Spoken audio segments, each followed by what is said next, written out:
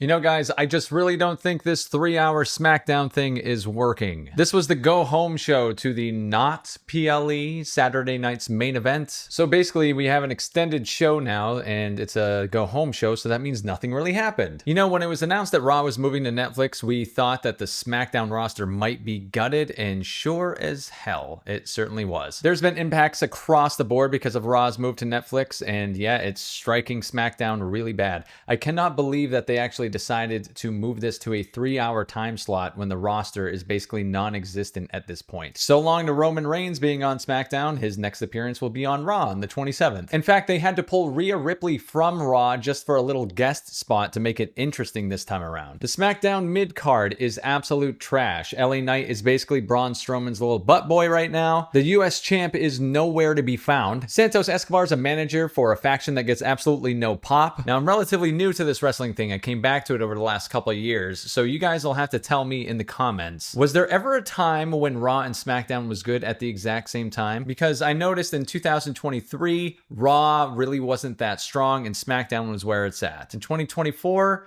I still think that SmackDown was a little better than Raw, and now that it's moved to Netflix, Raw's a million times better than SmackDown is right now. And it's actually shorter. There's no fat in that episode. They're 2 to 2.5 hours now. They're not 3 hours with commercials like SmackDown is. What this episode did have going for it was they're finally making up for the fact they haven't done anything for the Women's Royal Rumble. They had an entire segment dedicated to it. Rhea Ripley was there, but all things considered, it just felt shoehorned in, as if Triple H listened to the audience feedback and was like, oh god, we actually need to build up to something that's supposed to be really important. Yeah, they waited just 1 week before the Royal Rumble to actually build up to it for a major segment of it. Oh, and by the way, that Liv and Rhea rivalry, that's never coming to an end, like ever. All right, let's just get right into the actual episode review from the top, shall we? The episode starts with Cody Rhodes coming out to give a promo. This man is the workhorse of the WWE, but ever since Kevin Owens gave him that package pile driver at Saturday night's main event a couple months ago, he hasn't really been on TV wrestling at all. Now, you can't blame him. Everyone needs some time off, and he certainly still is cutting promos, and he's amazing at that. However, they're trying to build up 2 different things right now. Saturday night's main event, that's not supposed to be a big deal, but it is a big deal. And then Royal Rumble, which is just a week away. So with this, he's being interviewed by Joe Tess, and they're supposed to sign an affidavit, or it's a contract signing. They really can't make up their mind what it is because it's not really that important. In fact, I don't even know what it's supposed to be for at this point. Last week, it was because they weren't supposed to be attacking each other before the Rumble. Now it's only a week away, so shit, why does anyone care? One more attack isn't going to hurt anybody, right? But it is fitting that the episode starts out with Cody because he's like the lone superstar that's left on this roster. Yes, he is the biggest superstar, but he's also being seen on Raw as well. Like I said, he's the workhorse. He's going around the clock. He's everywhere right now. So SmackDown really doesn't have any exclusive stars. It's absolutely the B show at this point, yet an elongated B show. Now, one thing I will give SmackDown is they actually have a good tag team division, at least much better than Raw's, which kind of seems like it was thrown to the wayside. It's kind of the saving grace of the show right now because there is no mid-card. So we start with DIY and Pretty Deadly arguing because last week Pretty Deadly helped out DIY in their match and they're expecting help back this week. But being the heels they are, DIY says,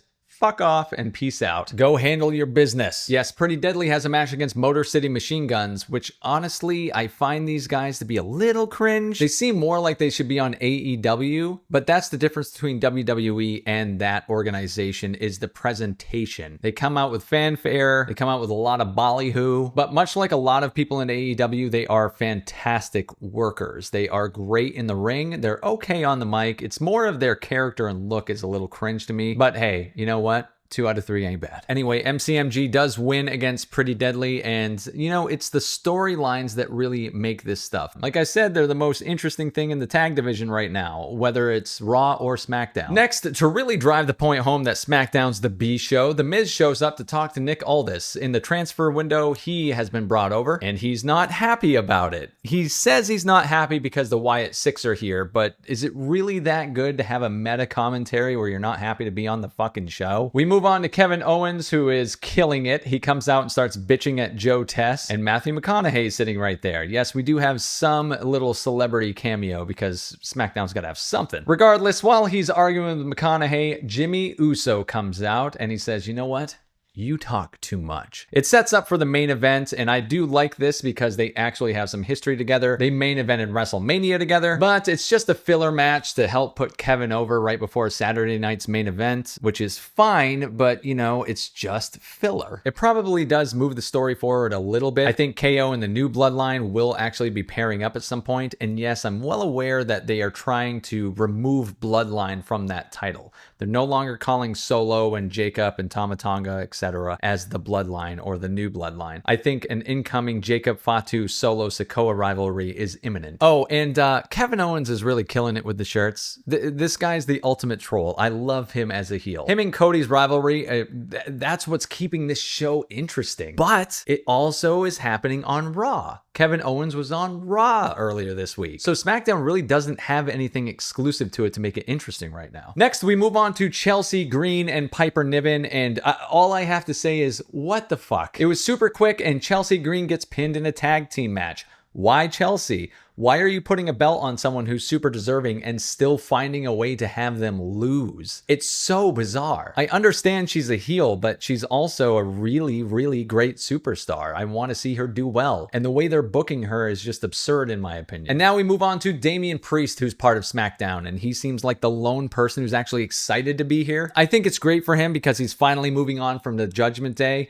Yes, it's too bad that he's leaving the Terror Twins with Rhea Ripley, but he's a guy that's earned it. He needs his own singles push. I know he was the World Heavyweight Champion last year, but all the same, he was still pinned down by the Judgment Day storyline. So I'm happy for him. I'm happy to see where he goes. But first things first, they have to feed someone to him, and it has to be Carmelo Hayes. My question is, what are they doing with this poor guy? Whose wife did he sleep with to piss them off so much they're booking him as just a jobber? He's basically become the new Dom Mysterio. He's just putting over people who are already over. What the fuck? Moving on, they spoil the fact that Charlotte Flair is coming back at the Royal Rumble. Now, my question is, why would you spoil the only exciting thing that's going on at the Women's Royal Rumble at this point? Maybe because it is the only exciting thing, so they need to have some sort of hype for it, but why spoil it? But yeah, anyway, they have a little vignette and Charlotte's coming back at the Rumble. Yes, I'm looking forward to it. Would I prefer it to have been a surprise? Absolutely. And as mentioned at the start of this video, after Tiffany Stratton comes out to start her promo, she is interrupted by Rhea Ripley. It is cool to see these two butting heads. They're both women's champions. I think they are the two who should be the women's champions. They are easily the most interesting and truly superstar status women on the roster right now. And they use this as a segue to start building to the Women's Royal Rumble 1 week before it happens. They've been building the men's rumble for weeks now, having new people declare every SmackDown and every Raw, and I cannot recall one single person who declared for the women's rumble beforehand except Bayley. Nia Jax and her little puppet come out, and then Bianca Belair and Naomi come out, and just, oh my God, those two are really insufferable on the mic. They're incredible in the ring, do not get me wrong, but my God, are they bad at cutting promos. It's weird to listen to them just giggling as if they forgot their lines. It just makes me do this. It's fucking pure cringe. And then Liv Morgan comes out and she actually gets a huge pop. She is a superstar along with Rhea and Tiffany for sure. But unfortunately, I don't think that Rhea and Liv rivalry is over yet. I think what they did was they put the belt on Rhea, and now Liv is going to win and face her at WrestleMania. Instead of being the champ, she's going to be the contender. I was wondering what they were going to do with Rhea now that she's champion, and I think we have the answer. This rivalry is just, it's, you know, I loved it all through last year, but by Bad Blood, I was ready for it to be over for sure. And that was back in October. Here we are in late January. It's going to be pushed into February, and it's, you know, carry on, I guess. So the match ends in a surprise roll-up, and just what the hell? Honestly, there have been so many surprise roll-ups lately for wins. I don't know if the creative teams are separate and they just never talk, but I've never seen this many surprise roll-ups for wins in succession. This is the third one in a week. This is dating all the way back to January 6th on the debut of Raw on Netflix, when Jey Uso surprised Drew McIntyre. And check this out, Apollo Crews versus Gargano's next, and guess how that match ends? In a surprise roll-up. What the fuck? It's a cool way to end a match, but not when every match ends this way. I don't know if anyone else picked up on this, but it is really odd. It's like spamming the Mexican destroyer. It's cool the first time, and then just like, you know, whatever. You get used to it and it gets old. It goes from being creative to being unbelievably uncreative. Now moving on to Jacob Fatu and Tama Tonga, and this is definitely a highlight of SmackDown. Jacob Fatu isn't just a superstar. He is a megastar. His promos are intimidating. They're fantastic. He is so good on the microphone. He literally seems like he's going to reach through the television and rip your fucking throat out. He's insane. I really do see that Solo Sikoa Jacob Fatu rivalry incoming. I know they're not the bloodline anymore, but they're going to be something new, that's for sure. Anyway, Tama Tonga faces off against LA Knight, who does cook on the microphone in a quick promo right before the fight. And he does win, and Jacob Fatu absolutely goes nuts and attacks him. And who comes out to save LA Knight but Braun Strowman? It's just really weird. It's like they've turned LA Knight, who is coined the megastar, into a little chihuahua or something. He's like someone's pet at this point, and it really sucks because he's one of the reasons why I even came back to wrestling in the first place. He reminded me of the Attitude Era. In his little promo he was able to cut, he also brings that energy. But it's just terrible booking. Why isn't he still chasing the US Championship? It's cool at first when you think he's facing, you know, the Bloodline and getting mixed in with the biggest story. But they're not the Bloodline anymore, and they're not necessarily the biggest story. Solo Sikoa is not even there. Yes, the biggest guy Jacob Fatu is, but Jacob is facing Braun Strowman. So Knight's just getting their little scraps. It's really, really disappointing what they're doing with him. Next, we move on to the main event. Kevin Owens versus Jimmy Uso. And Kevin Owens comes out wearing Naomi's shirt, which, if you're aware, is Jimmy Uso's wife. Kevin Owens truly is the ultimate troll. It's amazing.